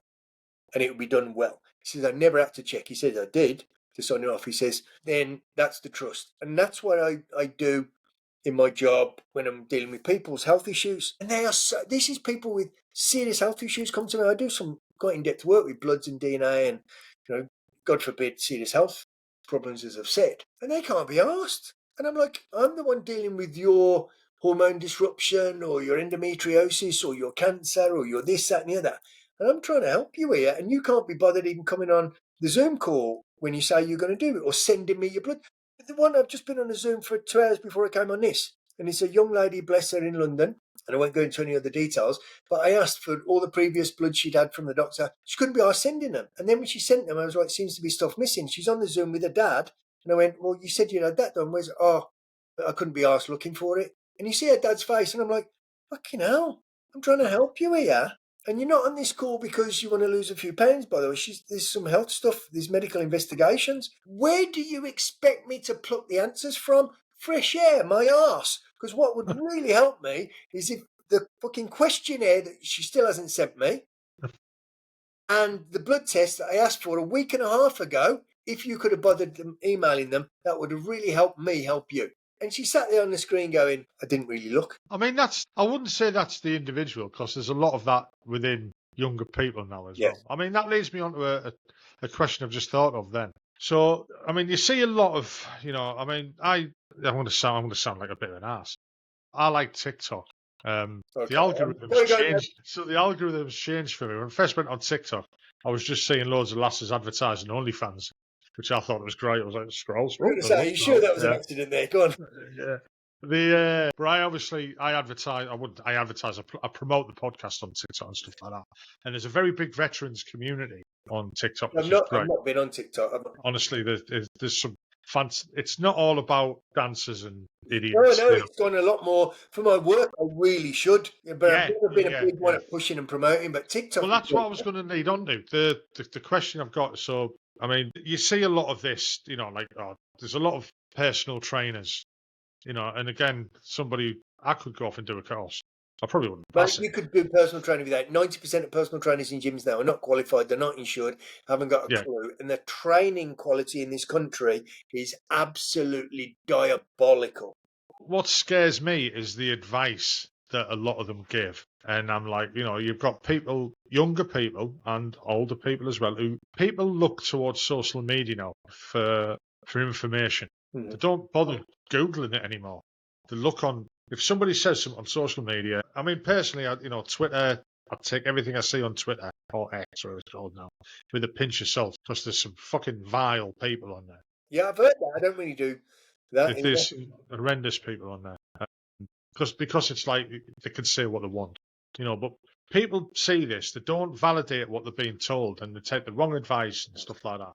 I went through it, in my own experience was I'm well overweight. I'm type 2 diabetic.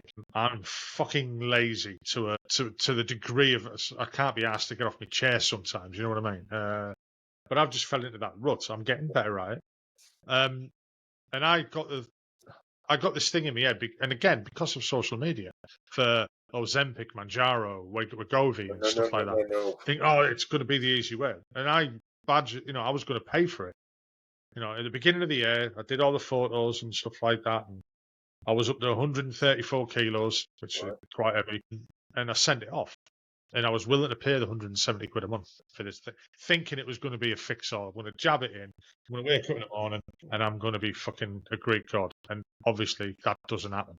But there's a lot of people look on social media and see people, I'll take this, and it's working for me, and I've lost this, and I've lost that. And they turned me down because I'm type 2 diabetic. Good. So I went to the With all these doctor. pancreatic issues, there's Yeah. so much coming out now, mate. I'm telling you. Well, I went to see the nurse and the doctor and explained me, I was having a whinge about why can't I get that? And so, because we don't issue it in the Northeast, for one. What we'll give you is Ribellus, but we have to change your other medication Yeah. because this has to be. And I was like, oh, what's that do? So It's yeah, and I you've was got to like, look at right, okay, interactions and stuff. Yeah. yeah. And in all honesty, I'm glad I didn't go the route I was wanting to. I'm glad I've took note of the health professional and done that. That tablet that put me on for the first time in 14 years, and this is if anyone who's type 2, they're going to understand about it or think fucking idiot. For the first time in 14 years of being type 2 diabetic, I've had a hypo. I've had 3 hypos. Never had them in my life. I've had hypers, Yeah, yeah.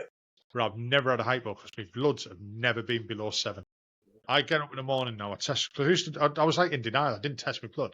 I test my blood in the morning, so I take my tablet 30 minutes before I can take everything else. Then I test my blood. I take my other medication, and my levels are low. Then I test it during the day, and they're staying low. And if they're still low on a night, I don't take my nighttime tablet. Yeah. And it's been a game changer for me. Absolute game changer. I feel better. I've Good. lost 9 kilos in 2 months just from sat on my ass. Obviously, I'm not eating as much. Are they checking have they increase the regularity of your HbA1c? You know, when you get your It's going to be every 3 months, yeah. Yeah. But that was that. I mean, my HbA1cs weren't too bad. They were like, fucking hell, they used to be. They used to be like 75, 80, and now they're down to low 50s, okay. which is better, But I'm looking forward to the next one because I want to see what that's like. Yeah, I was going to say, because that's your long-term retrospective look over the last 3-4 months and the Yeah. damage to the river. So the point I'm trying to make here is that I can fall foul of it, and I consider myself relatively intelligent and world savvy. But there's people out there who are looking at like social media and they're going, "Oh, that's the fucking answer," and they're just moving from one There's to the two other. things. I was talking about this to a client earlier. You've got Yeah, people that I know personally who are absolute fucking idiots, right? And I could name technical term. yeah, and I could name names, but probably That's better not. not to. And one I'm thinking of used to be he was a good level bodybuilder and he was all steroided up and he was a pro and stuff, but he's a big name on social media. And I knew him back in the day when he was a bodybuilder. And his academic knowledge is nothing. But because he swears a bit and goes, that's shit, eat eggs. And anybody watching it who knows who he is will know straight away who he is. And he's got millions of followers. Now, Yeah. some of the images he puts up and some of the things he says are great. And it's like, why don't you go? And I've contacted him personally and says, look, let me help you. Let me give you some decent content. Cite evidence. Talk about research, because I'm all about it when I teach. Everything's referenced, everything's scientific research. I'm a bit of a stickler for, what the latest proof is, not somebody's opinion. Because the thing is with social media, people are getting bombarded, but it's also contradictory and misinformation. So 1 minute it's vegan, next minute it's pure carnivore, next minute it's this. And it's like, God, look at the individual. Who are you speaking to? So I don't give advice on social media because for one person it would work, for another one it might kill them.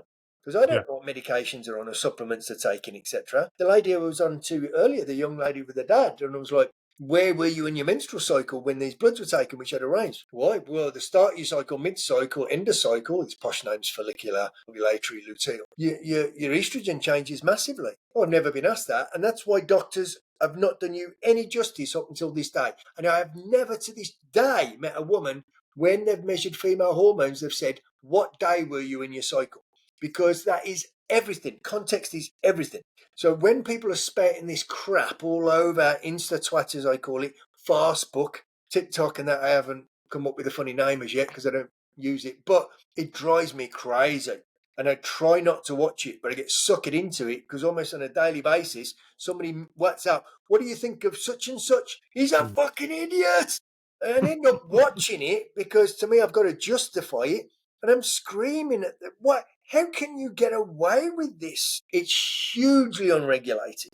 Yeah. Now, I've not got a problem with other people that are good at what they're doing. They can earn, 10 times, 1,000 times, and I've got people. Right, have you heard of grenade bars? And they're everywhere. Yes.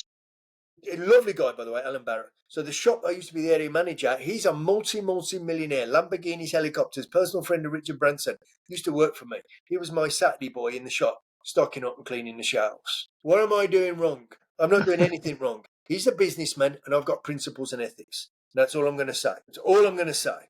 Now, when I watch these people on social media, I'm like, please go and get an education to back up what you're saying. Because at the minute, the only reason you're selling it is the guys have got their abs and their arms out, and the girls are doing a booty shot. Yeah. You know, this thing about going to the gym. I come from an era where you went to the gym and you trained hard. Because I was not naturally, gifted. I'm not a genetic freak. I never took the steroids, so I got pretty big. But it took years and years of force feeding and lifting the weights at the most hardcore gyms. Temple Gym in Birmingham. It was genuinely a dungeon where Dorian Yates trained, and I was strong. I was training with pro bodybuilders, and I wasn't taking the extra bits that they were, so it was 10 times harder. And I wasn't the size of them. I didn't want to necessarily be the size of them, but I was doing it my way. So I had to learn how my body worked. So I know my blood chemistry. I know my genetics. I've done the stall assessment. I've had scan. I know, I know about me. And what I say is, I am not the person to the left of me or the right of me. So when I train athletes, and I've got Olympians and world record holders genuinely, they all get a different plan.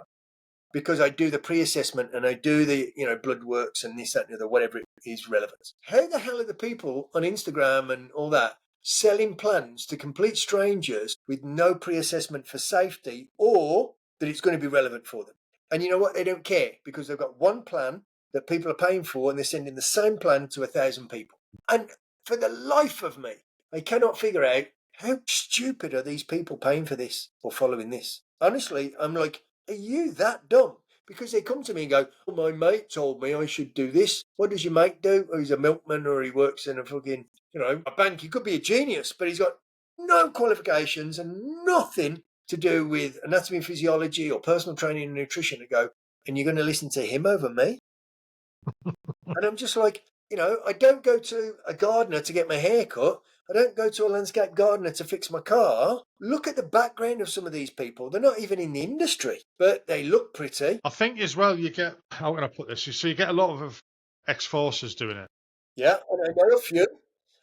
There's a few of them, they come to me for their advice and blood work, and then they're spouting crap. And I know one lad does it regularly and he's due to come and see me, and I have to be very careful, but occasionally I'll never do it publicly. I'd never post on a public comment, but I'll send a private message and go, really mate? But they play on it. I'm ex-military and look at me, I'm in good shape.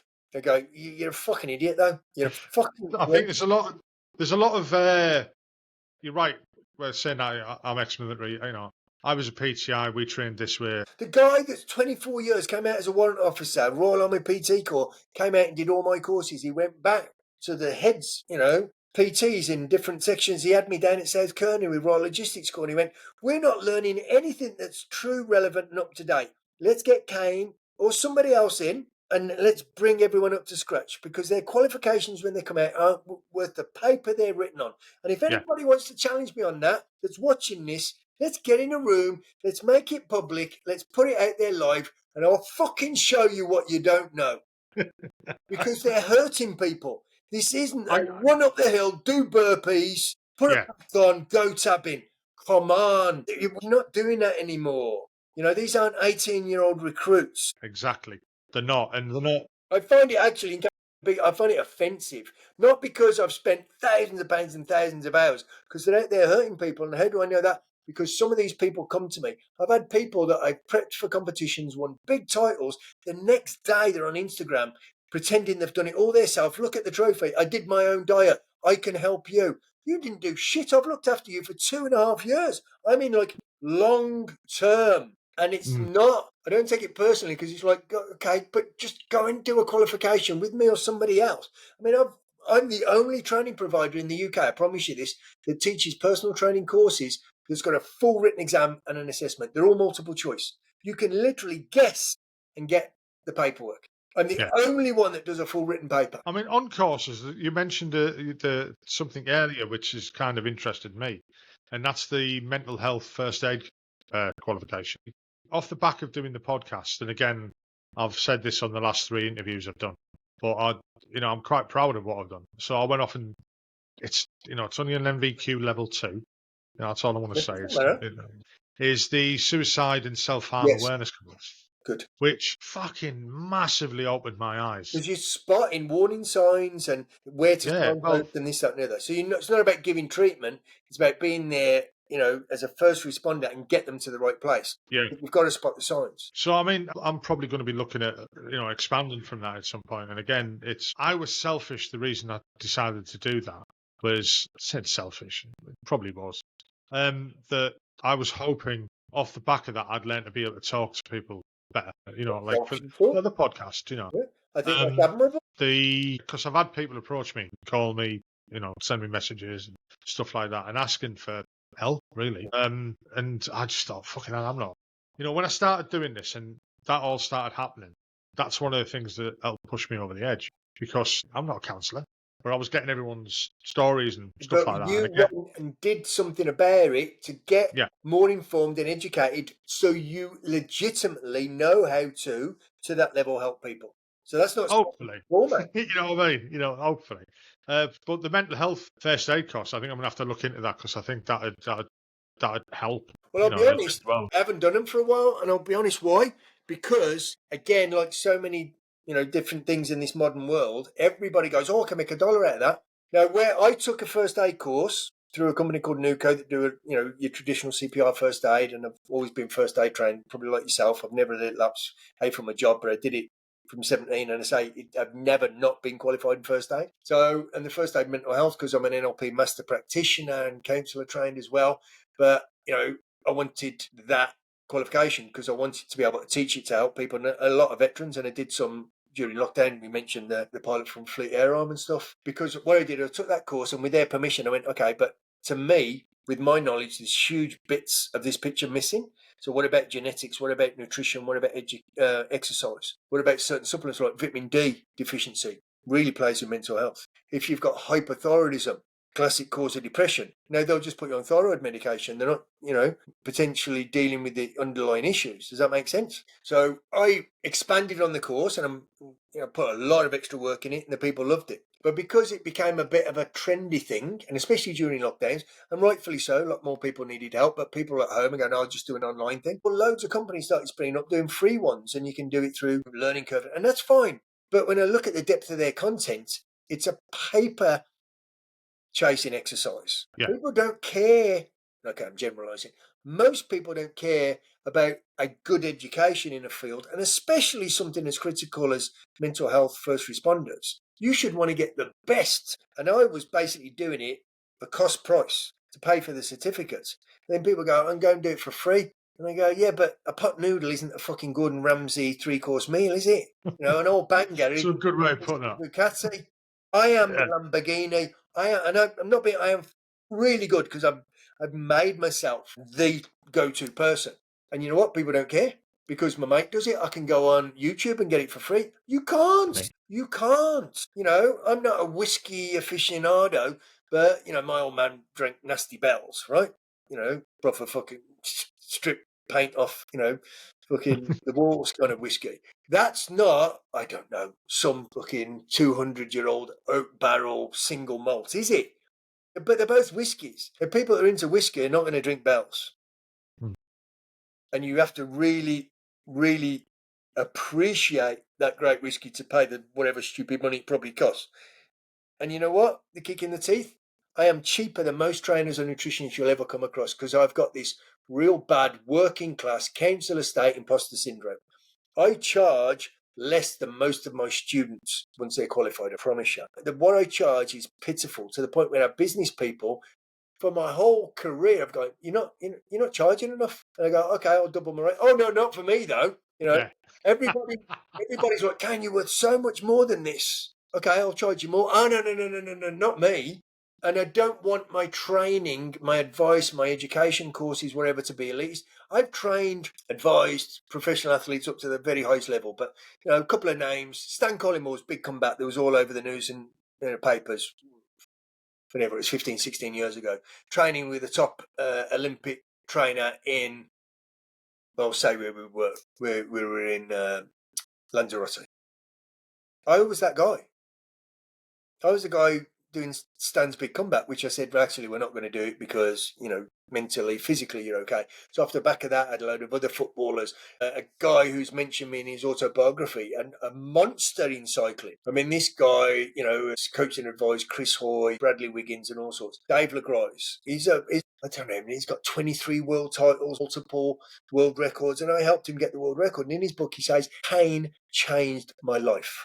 And I still get emotional. I've been reading his book again, it's second time, and I'm going, this is a guy that set world records, speed records on a push bike on the M42. And this guy's a monster on a cycle. And he's elderly now and he's had some heart problems and this, that, and the other. But literally, cycling, he's a legend. Dave LaGrosse, master coach. And when he turns around to me and goes, what you did for me, Cain, was change my life. And what he did, 2 sessions, one on nutrition and one, what he phrased at the time, you do that mind shit, don't you?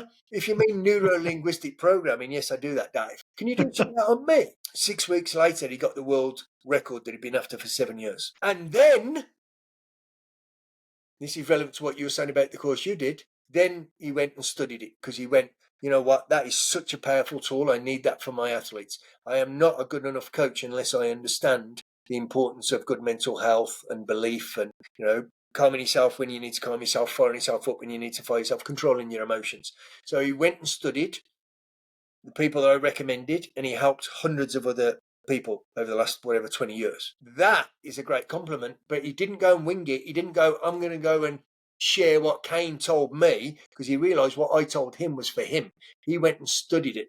And if you believe in something, if you want something, if you do it from the right place, you will put the effort in, whether it's time, effort, or money. It's the people that want the reward without doing the work. That's bad enough. Yeah, which is what I was trying to do. But when you're putting people in danger by doing that, really, and this will be a term grips my shit. It makes me genuinely upset and angry. And I hope that people start seeing these people for what it is. Again, the younger population have got to grow up through all this, and they've got to learn. They've got to be able to spot it and stuff like that. But the reality is, I've got a 13-year-old boy, and he's not a big one on gadgets and stuff, and he hasn't got Instagram. I mean, everyone's talking about it, this TV program with the brilliant Stephen Graham, Adolescence. Honestly, that had me in tears because he's just turned 13 and watching that, and it's about a 13-year-old boy, that seems like a nice, shy kid, and he's gone and murdered somebody, and it's like, I know it's only a TV program, but this shit's happening. And I look at him and I'm like, fucking break my heart. And he's, I love him a bit. I tell him all the time. I cuddle him. I kiss him. We're best mates. He's my dinner date. I haven't been on a date. It'll be 7 years in May. Now, I'm somebody that enjoyed single life. That's what I'm going to say.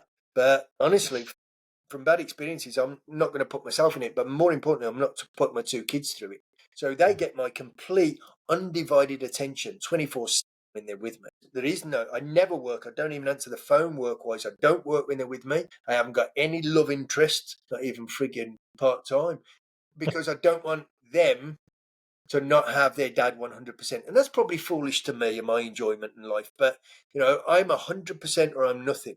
And I don't get people who are happy being 5%. I know not everyone wants to be 100%, but when people are 5% and blagging it, this fake it till you make it. But my son has turned around only a couple of times where he's like, what do you want to do when you're older? What subjects you want to do at school? And we're at that discussion, he's in year 8. I'll be a YouTuber. You'll be a fucking what, son? What? That's not a job. But it is. Look at them. They're millionaires. Yeah, they're it on is the a job. red carpet. They're wearing the designer shit. How can I knock them? I've grafted my arse off and I've helped thousands of people. None of them are ever in touch. Never. I don't get Christmas cards off. You don't get a thank you.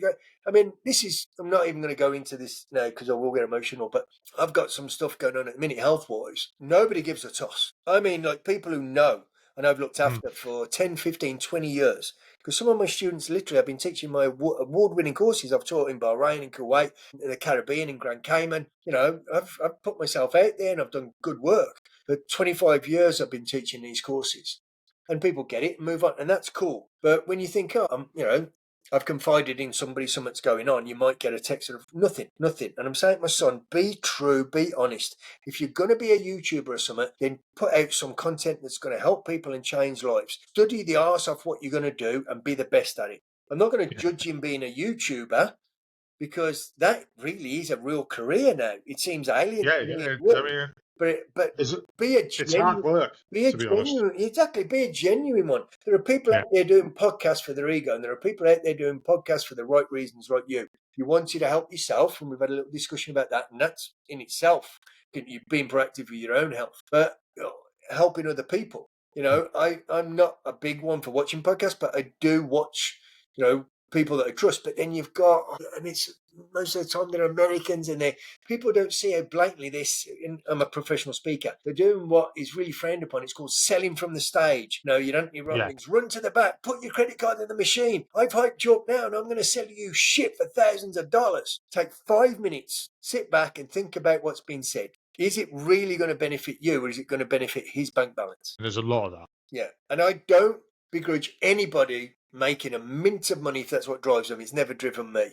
But deliver, under promise, over deliver. Dave Lagrizo, I told you, I helped got the world record. In one of my manuals, I've got a picture of him on the podium, first place, his people either side holding, and that's literally in big letters.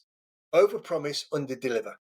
Because when I did the Mindshit NLP on him, the last words I said to him as he walked out the door, and he'd come up from Essex to come and see me in Birmingham, give me a shout when you got the record, mate. And he didn't even blink. He didn't acknowledge what I said. And then he called me from Australia and went, "You sneaky bastard." I went, "What?" He went, "I've just realised what you said. You made me believe walking out that room I already had the world record. It was a formality." Because I didn't say, "Give me a call if you get it." I said, "Give me a call when you've won, mate. Give me a call when you've got the record. Let me know what time you've got." And little things like that, you have to learn those little tricks. Yeah. And then, it's, like you say, it's motivated someone. They've got to be applied safely. It's like everybody jumping on the fat jabs. I understand the drive for that, especially if you're limited in mobility and, you've got your diabetes or whatever associated issues, unfortunately. But now the crap that's coming out about them, because there's a lot of other things, you should be thinking about trying before you get there. Because I'm not somebody that's going to judge you and go, you're overweight because you eat shit, or you're overweight because you're lazy. No, there could be mental health issues background. There could be cultural things. I've been in it long enough to know there are many, many, many drivers for people's behaviour. I mean, we mentioned alcohol there. The drink culture in the forces has hugely changed, but in our day, it was the done deal. So then to expect people to switch that off, it's you have to change it at the roots. I mean, it's from talking to people who are serving now. Thankfully, the drinking culture is not as bad as it was in our time, and I've suffered for years with. I wouldn't say I'm not. I wouldn't call myself an alcoholic. You know what I mean? I'm fucking far off. It depends. Where do you draw the line? What is an alcoholic? I mean, that's a big discussion in itself. Yeah, and it, some people see it as a disease, some people see it as a choice. No, there are genetic traits. Yeah. My mum was an alcoholic, a hardcore alcoholic. I mean, I'll tell you a story again, and this is after my dad had died and she was lonely and this, that, and other, but there were drivers for it and the shit she'd seen, being married to my dad and whatever. She wasn't even married to him, but with my dad. But, I mean, one time, and I remember particularly, I had an athlete who went on to be Miss Universe, and I was driving her up to the British Championships, and I got a call from the hospital. Your mum's fell. She broke her arm and her neck. And straight away I knew she was drunk. So I went to the hospital. This poor girl that was competing in this show that I was driving up to Southport is Nabba Miss Britain. She says, "I don't want to take you in, not the place for you to, see my mum in that state." I was like, "Mum, fuck." So, a couple of weeks later, I did a surprise visit, went over on my motorbike to go and see her. It was lunchtime. She'd done a bottle of vodka. And I'm like, "You've just broke your neck and your arm. So what do you do?" I went round to the local shop and I said, "You fucking sell her a bottle of vodka again and I'll be coming back, mate." "Well, what can I do?" She'll go to another shop. I says, "Here, I'll tell you what I'll do. There's £20 to not serve her. Because she's not the greatest on her feet and she might not walk that extra half a mile to the next shop. Help me out here. I don't want you out of pocket. There's 20 quid to not serve her that cheap, nasty £8 bottle of vodka." But years later, studying genetics as I do, I understand it more. And some people really don't have a choice. And what are they dealing with? What are they masking? What are they shutting out? Because I've certainly done it. You've probably done it. Yeah. Lose yourself in a bottle because it's better than what's going on in here. Because if I don't hit that bottle, what am I going to think and what am I going to do? And the repercussions of that could be a lot worse. Yeah, I mean, the whole idea of self-medicating and codependence and stuff like that. I mean, I kind of knew about it, but I know after doing the course, I understand it a lot better. Good. And from personal experience, how can I put it without sounding trite? So for me, I now don't drink on a school night. if that makes sense. And this is going to sound a bit, pun intended, this is going to sound shit. But from Monday to Friday, my stools get firmer, if you know what I mean. And that's how I've noticed a change in myself, you know. And again, it sounds strange to anyone who's not gone through that, but I know it's getting healthier. Do you know?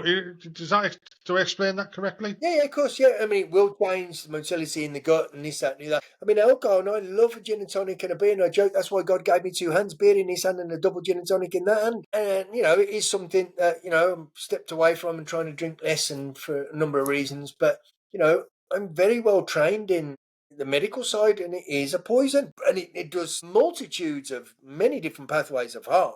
But it doesn't mean I don't enjoy the taste of it, and it doesn't mean I don't enjoy the buzz of it, and it doesn't mean occasionally I'll lose myself in an extra one or two, because at that moment in time, it's what I need. Yeah. And it's that fine tune of being able to control it. Yeah, it's exactly that. It's that self-control and that understanding.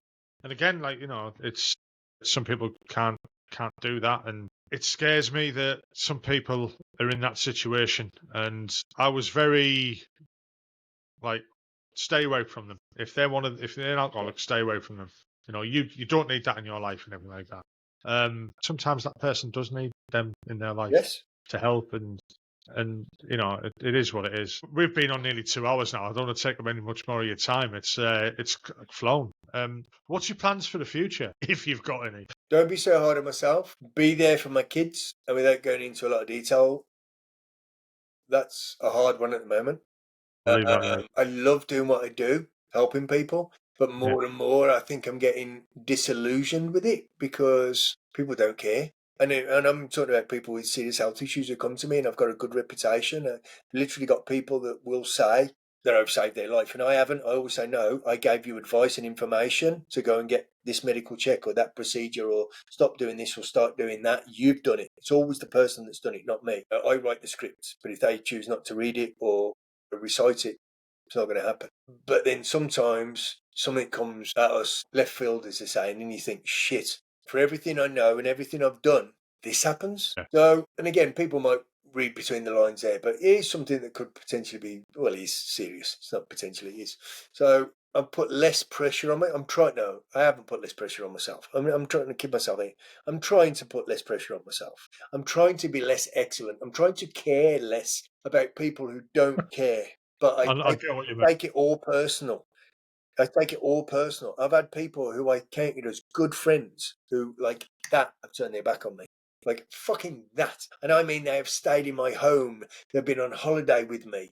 You know, my kids look up to them, and then nothing, zero, like I don't exist. And I find that hard because I can't be that way. And that's the one thing about me that I need to work on. And a lot of us maybe do. We can't expect or shouldn't expect the same from other people that we give. Yeah. But Because you can't get, you know, you can't live your life like you said earlier about standards. You can't live your life. You can't expect everyone to live life to your standards, and you shouldn't. And now I'm just like, if my sons see that I have standards, principles, and ethics, and I don't expect them to be perfect. They're kids, and we laugh and joke and have fun. I mean, it's a very relaxed house. There's toys everywhere, and I want them. This is your playground. There's pictures everywhere of them. The toys are all over the place down there.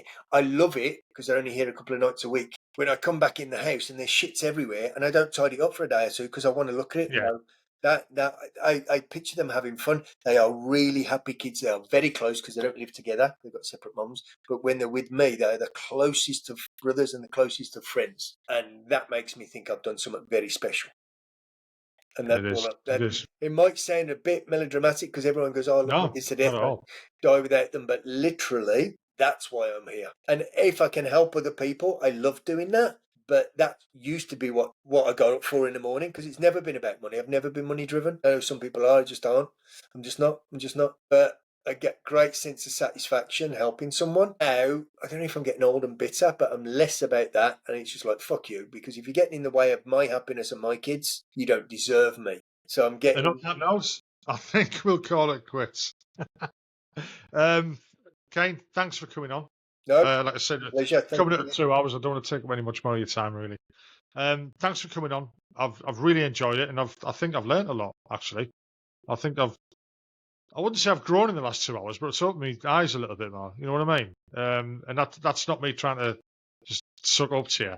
It has made me think quite a bit about certain things, especially like looking into more courses that I could probably go on and might benefit me and hopefully benefit somebody else as well. I tell you So what, I mean, I'll go invite on. you now if you're around in May. I'll check the date. I think it's the 16th Friday. I don't know if you're up north, aren't you? So be a trek to Yeah. Cardiff, that mental health. Because I headed one last year in Bolton, and a lot of veterans got some good stuff out of that. There was a big one in Bolton last year. So if you can get along to one of them, because you'll see quite a few veterans presenting like me as well. So you've got Yeah. that understanding affinity and speak a comparable language. Yeah, and we do have that, I think. I mean, it's like you're saying, I mean, like, obviously we've never known each other. I've never had that to do with the RAF, but we've spoke for the last 2 hours. Yeah, Because we do have that little, it's like, seamless, isn't it? This is the strange yeah, thing. You can I feel comfortable. So thank you. yeah. People do say that, and I think like Santa. Right, I'm going to end the recording now. Again, thanks for coming on. I'll speak to you after I've stopped. Yeah. Thank you, mate. I hope you enjoyed that podcast. I enjoyed recording it. If you could just hit the like button, and also if you could subscribe and hit the notification bell, that would be great, because it'll help the channel grow. The more people will see it, the bigger it'll get, and the more guests I can get on, and the more people I can talk to. Well, I hope you enjoyed it, like I said. Look forward to the next one. Hopefully we'll be out next week as normal. Bye-bye now.